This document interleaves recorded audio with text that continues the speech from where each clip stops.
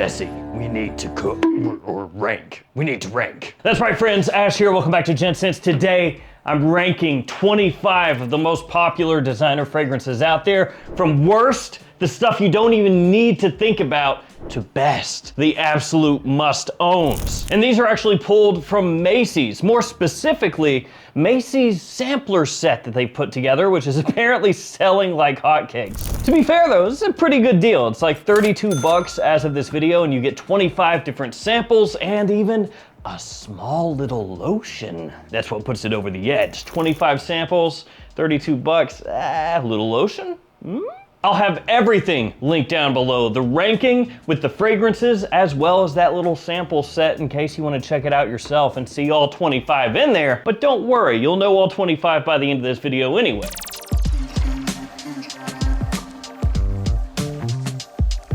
And the first 5 fragrances, I'm just gonna run through pretty quickly. I'm not gonna pull the bottles out and go through them because otherwise it's gonna take too long. But I guess I will show you the one that came in last place for me, just really quickly. It's Pacha de Cartier Edition Noir. So you may say, well, why this one in last place? And I'll tell you really quickly. It's not new, it's been around for a while. Performance is not great. Fragrance itself, a little bit boring. It smells very run-of-the-mill. Just kind of a random choice to me, a run-of-the-mill fragrance that's aromatic and a little bit fresh, but completely nondescript and forgettable. So, last place. 24th place, Kenneth Cole Mankind Rise. Why do you not need to care about that one? Well, kind of the same reason as the last one. It's generic, it's a little bit boring, the performance is not there. It's newer than the last one, so more people might be interested in it because it's not been around for over a decade. But yeah, it's just not that great. Number 23, Lacoste Original. So this is essentially a relaunch, a reformulation, a rethink, a retinker of an existing fragrance, or an older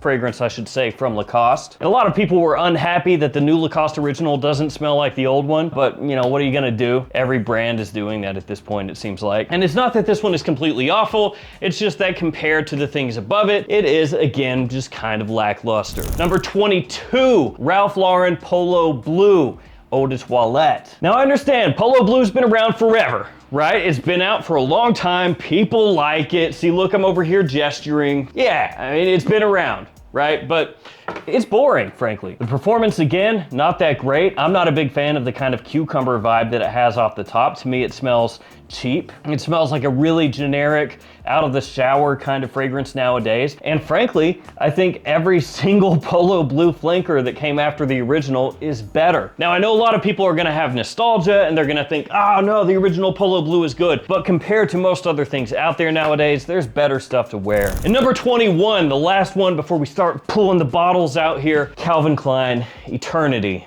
Eau de Toilette. Yeah, that one kind of hurts to say. A lot of the same reasons though. It's been around for a long time. People are by and large kind of sick of it. You can pick it up at discounters for way less than at full retail. And so if you want that fragrance, you're better off just picking it up from a discounter. But frankly, most of these, you're probably better off at a discounter.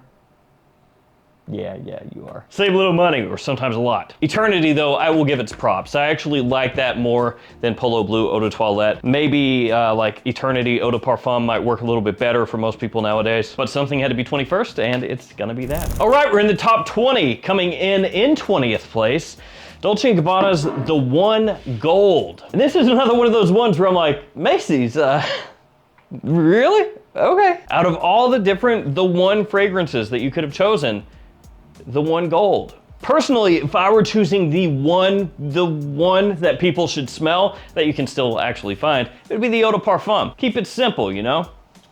If the One Luminous Night actually existed to where people could find it, it would be that one, but it doesn't. And actually the One Eau de Parfum Intense, I think, is better than the One Gold also. So what's the issue with this one? Well, first off, the performance. Projection is not very good. And by not very good, I mean a lot worse than pretty much everything else here, other than like that Kenneth Cole. It doesn't smell bad though. It's got a nice sweetness to it. The orange off the top is really pleasant. And it has like a little bit of that warm spiciness, that sweetness that you would expect from a The One fragrance. It's just the performance lets it down, and the dry down to me is also a little lackluster. It does, though, really stick out as a very odd choice to me, looking at all the other fragrances that come after this one. Now, we've got some absolutely massive fragrances coming up, but before we get to those, here are some codes you can use to save yourself some money if you do shop at discounters. Because like I said, for a lot of these scents, you're gonna pay way less if you do pick it up from discounters. And the biggest discounters that are included here with these codes are the Perfume Box, JOMASHOP, Max Aroma, and also Gift Express and Maple Prime. And also Frag Flex,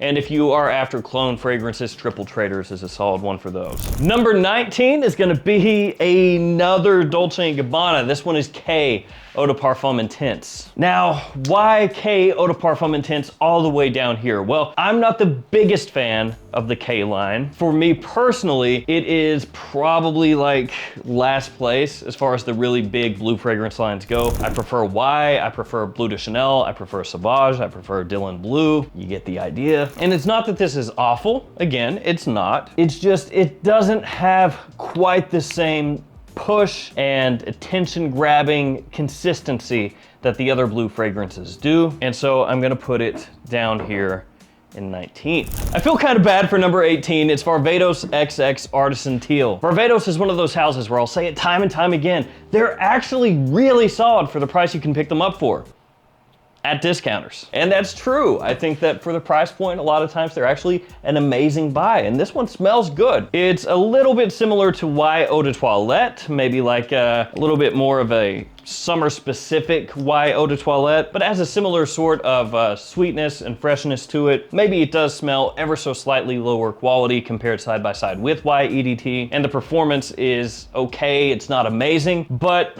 yeah, this is one of those ones that I feel like it's better to pick up heavily discounted than full retail, and that goes across the board for most Varvatos scents. And while I would much rather wear this one than these two, there is like kind of a gap right here.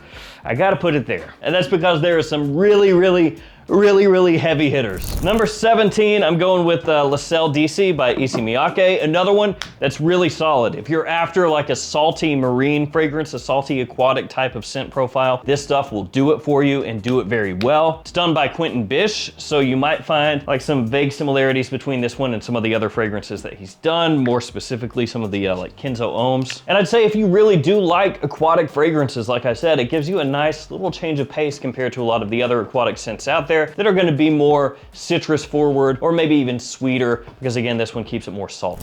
Number 16 is another Ralph Lauren Polo, this time Polo Red. Yeah, for me, Polo Red is better than Polo Blue if we're talking about just the original Eau de Toilette iteration of each one. This is the newer bottle style, but I also have the older bottle style of this fragrance as well. And this one has a really nice sweet aspect to it. So cranberry is going to be one of the main notes here, one of the standout notes in the fragrance. It gives it this really cool, sweet fruitiness off the top, you know, a little bit different than that more typical citrus or apple. Although I should say there is technically citrus in here as well, along with that cranberry, but the cranberry is the thing that everybody remembers. There's also coffee in here, though not too much, and amber as well, a touch of saffron also. It has really good versatility, nice compliment factor, but it does get let down a little bit by the performance. We're up to number 15 now with Dolce & Gabbana again, Light Blue this time, the new version of Light Blue. So starting to get into some more of those fragrances that people would be more interested in getting samples of. You know, some of the newer things out there, as opposed to some of the ones that have maybe been around for a while. I think this is actually an improvement over the original Dolce & Gabbana Light Blue. I think this one is a little bit more modern, less, I don't know that screechy is really the word, but less sharp, a little bit smoother. And this is another example of what I kind of alluded to earlier. Fragrance brands right now are just constantly and consistently reformulating and re-releasing fragrances. So this is your new Light Blue, and actually I think, like I said, an improvement and a pretty solid summertime scent. Easy to wear, really versatile, and a compliment for it. Okay, we're up to number 14, and I can see a lot of people not being pleased with this one, but it's Gentleman Society. Now let me explain, okay? Because I know some people out there, huge Gentleman Society fragrance fans, and they're gonna think it should be way up there toward the top. So I actually prefer the iris forward gentleman fragrances. Gentleman Eau de Parfum, Reserve Privé, Eau de Toilette Intense, Boisé. I'm a big fan of those. And they switched and kind of went, you know, with the Narcissus that's in here. And yeah, it's still vaguely similar to the iris stylings of the previous gentleman fragrances, but it's sweeter. So it's more of that upper end of sweetness instead of like a deeper, richer sweetness, the way that it hits. And some people are going to really appreciate that. They're going to approve of that a lot more. And I don't dislike the fragrance at all. I mean, obviously it's ahead of a whole bunch of other ones, but I think for Gentleman Society, like this new branch of the Gentleman line, I would actually take the two flankers after this one instead of the original Society if I were picking just one. So I'm gonna put that right there. And then the spot above it, yeah, is Legend Blue. Yeah, that's the moment some people's heads just exploded. Like, you can't do that! What are you doing? You're putting the friggin' Legend above the Gentleman?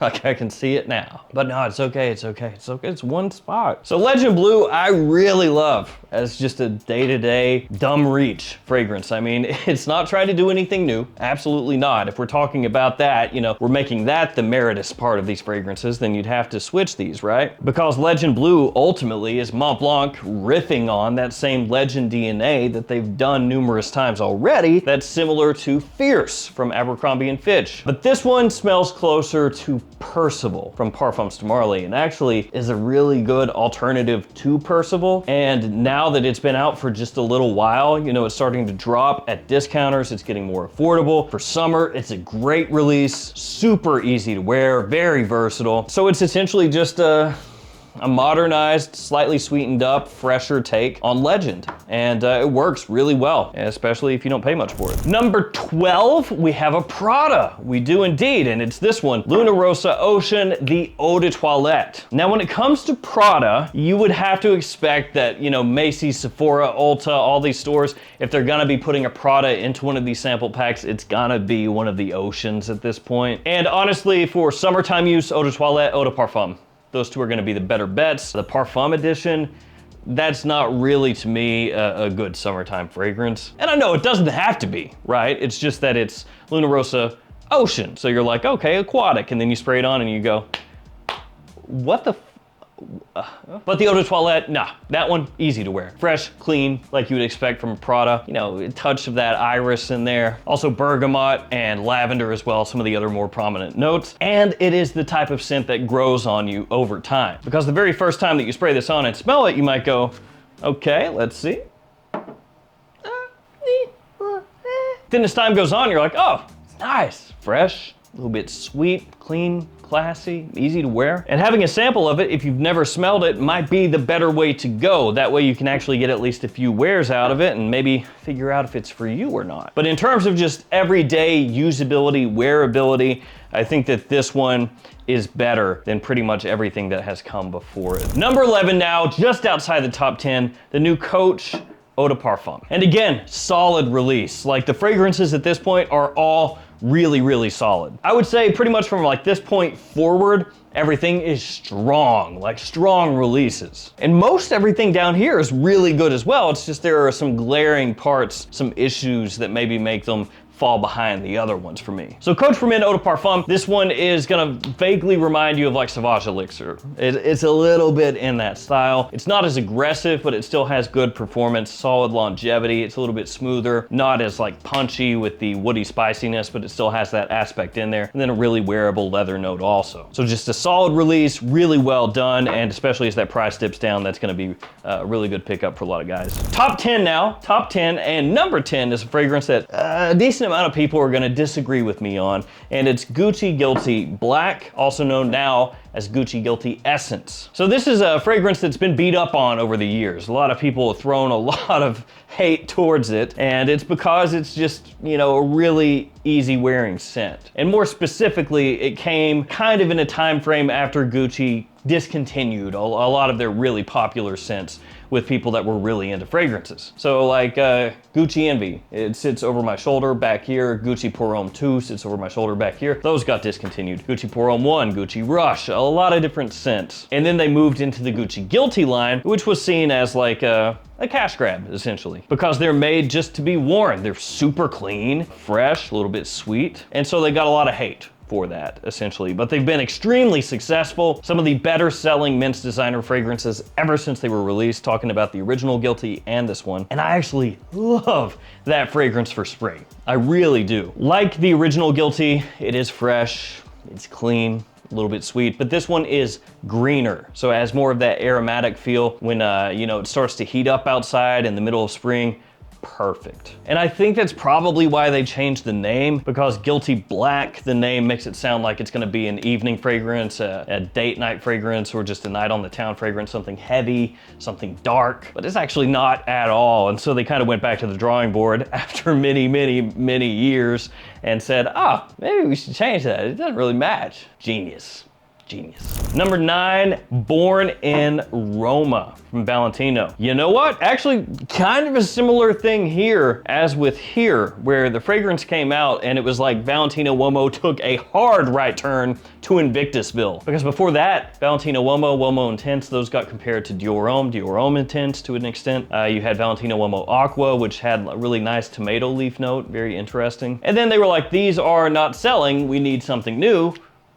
Enter this. And to be fair, if they were after sales, they made the right call. This is, like I said, a little bit Invictus-y, so it's got that kind of bubblegum sweetness to it, but it has more of a minerality, and it's not quite as cloying as Invictus can be if you go real heavy with it. It does lean a little bit more youthful. It's got kind of like a playful edge to it. Younger guys can absolutely rock this, middle-aged guys as well. And it's another one that's just enormously versatile, huge compliment puller, and that's what most people are after in their fragrances, so it makes sense to put it kind of up here toward the upper end. Number 8 is another Ralph Lauren, this time Polo 67. Polo 67, so much better as far as like smelling modern, more wearable, more versatile, just higher quality compared to Polo Blue. And I know some people got the nostalgia glasses on and they're gonna be like, nah, moron. Polo Blue, so much better. But I guarantee you ask 25 different people nowadays, what smells better, Polo Blue,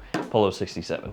This one's gonna win. It has a little bit of like a YSL Myself style to it, a little bit. It's aromatic, nice fruitiness off the top, pineapple and citrus, little clean woodiness as it dries down, some vetiver in there. Price is right, it's not too expensive. Just such an easy to wear, jack of all trades, kind of freshy. So gotta put that up there. That is the best Ralph Lauren, in my opinion, out of the whole sample set, and they put 3 in there. Interestingly enough, they put 3 Ralph Laurens, no Ralph's Club, which I guess I kind of get it. Like, you gotta have Polo Blue, one of them anyway, Polo Red, and Polo 67, but they played it safe and they just went with the eau de toilette of each one. I think you could have gone with one of the flankers Macy's and had a stronger set overall. Number 7 is Eros Eau de Parfum. And to be honest, I struggled with this one. I wanted to move it up higher, and even right this minute, I'm like, I think I should move that up to 5th.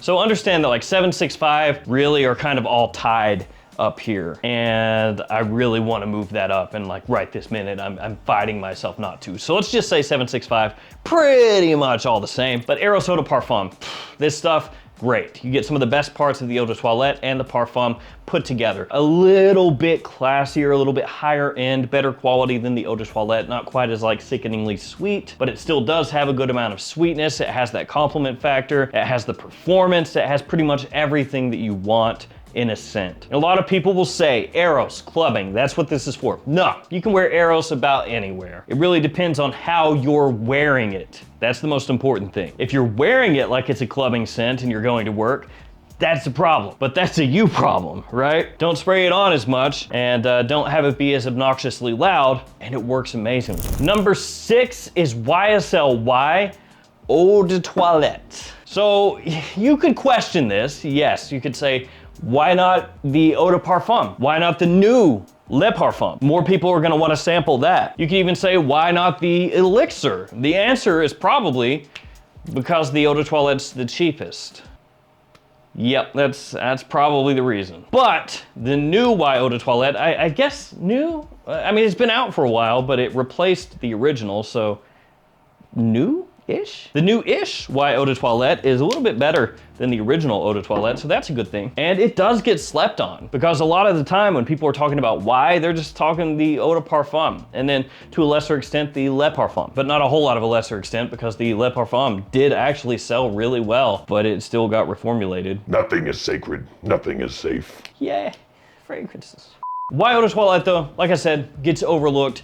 Absolutely killer versatility, and spring, summer, actually easier to wear than the Eau de Parfum for sure. And it still has that sweetness that you expect from Y, just obviously fresher. Top 5, number 5, Hero Eau de Parfum. This is such an interesting line to an extent. Like, the original Hero came out, the Eau de Toilette, and a lot of people just bagged on it. They were like, this stuff sucks. But that one's actually really wearable, super versatile. It's a, woodsy fragrance, 3 different types of cedar. So you have to really enjoy that, but it's kind of like playing in the same ballpark as Dior Homme 2020 to an extent. Fresh, woody, a little bit spicy, and also really classy. Then the Eau de Parfum comes out, and it just ramps everything up. You still have that woodiness, but now it's a little darker, a little bit sweeter, but not in like a overly bubblegummy way, not like a sugary sweet. It's a nice deeper sweetness. And then they've had 2 more flankers after this one, but to me, neither one is as good as the Eau de Parfum. Like, this is the quintessential Hero. This is the best one right now. And so if they're gonna give you a Hero, that's the one to give you. And I think it's an amazing scent, and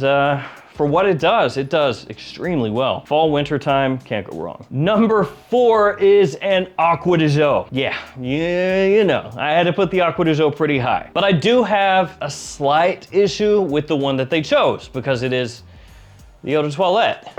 Again, that's a little bit of a theme here. Macy's, I'm on to you. A lot of these you're giving the Eau de Toilette, and I know it's because you don't want to pay anymore for it. They're like, no guys, just give us your cheapest samples, please. We'll put it in the bag. They are enormously popular, so I don't know, I guess it's okay. Now, I would have preferred Profundo, Eau de Parfum, or the Parfum. Those 2, I think, would have been the best choices. But the new Eau de Toilette is still really solid, because it does not smell the exact same as the original used to. They have essentially made it more modern, more contemporary, by taking the white floral aspects and reining those in and kind of pumping the citrus. And so when you smell this one, it still smells like Aqua de Jo, it's just things have been rebalanced, they've been tweaked. And I am, of course, an Aqua de Jo fanboy. I have worn too much Aqua de Jo. If there's ever a study done that says Aqua de Jo causes cancer, yeah, I'm done for. I'll put it like that. And so I have to put Aqua de Jo Eau de Toilette up here. I will say though, that if they had not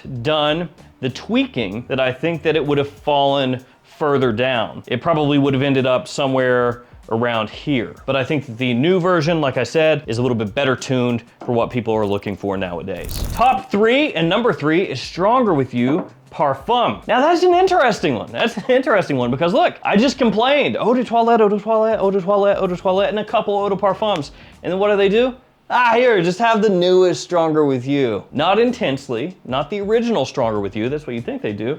No, the Parfum. And this one is really, really solid, and it doesn't hurt that my wife likes it a lot. It is definitely deeper and richer than Intensely and the original Stronger With You. It still has a good amount of sweetness like you would expect from this fragrance line, but not as aggressive as those 2, especially Intensely. So it's a little bit more mature, a little bit more grown up, has like kind of a smoky aspect that wafts through the scent as well. Great quality, amazing performance. A fall and winter time scent though. Don't wear this in summer. So that's number 3. Number two is Myself from YSL. The Eau de Parfum, not the Le Parfum. And it's just because it's so darn usable. It's like a Swiss Army knife. It's a compliment monster. Everybody loves it. Everybody will tell you how much they love it. And it becomes something that you just want to wear like all the time.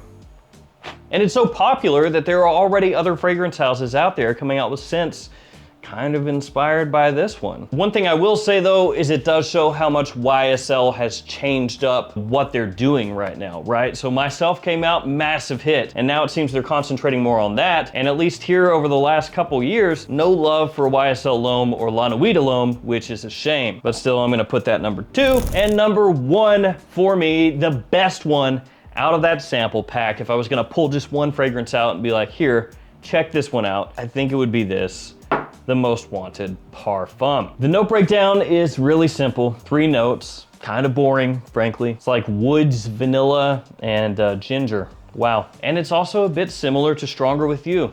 So it's not something that's hyper unique at all. This just becomes another one of those situations where the fragrance though just works. You smell it and it's addictive, it's magnetic. That bourbon vanilla, the lightly smoked woods, that zingy ginger when you first spray it on, it grabs attention right away. It lasts a long, long time, and it's another one that easily pulls compliments, but it's also another one more for fall and winter time. And unfortunately, the pricing on that at retail just seems to keep going up. I did a video here recently where I was looking at price creep over the past 3, 4, 5 years, and the Azzaro, the Most Wanted fragrances are some of the fastest creeping of prices out there. Year over year, it seems like they go up at least $10, so yeah. But there we go, guys. That is the whole set ranked out worst to best. Understand if one of your favorites is kind of down here instead of up here, that doesn't actually mean it's awful. If you enjoy it, wear it. This is just my own personal take, my own ranking. Thank you guys for hanging with me. Stay safe out there.